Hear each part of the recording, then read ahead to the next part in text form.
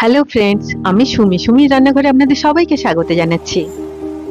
আজকে আমি আপনাদের সাথে শেয়ার করব নলেন গুড় আর আম দিয়ে তৈরি একটা মিষ্টির রেসিপি।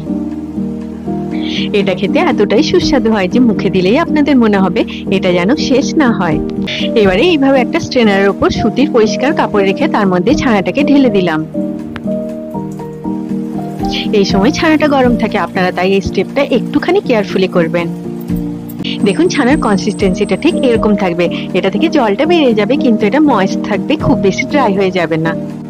ভালোভাবে নাড়াচাড়া করে নিয়ে এর মধ্যে দিয়ে দিলাম 1 কাপ নলেন গুড়। নিয়েছি এরকম একটা মাটির মোল্ড আর সেটাকে ঘি দিয়ে গ্রিজ করে নিয়েছি। আপনারা আপনাদের পছন্দের মোল্ড নিতে পারেন। আপনারা নিশ্চয়ই বাড়িতে এইভাবে একবার নলেন গুড় আর আমের সন্দেশ বানিয়ে দেখবেন, এটা স্বাদ জিভে লেগে থাকবে।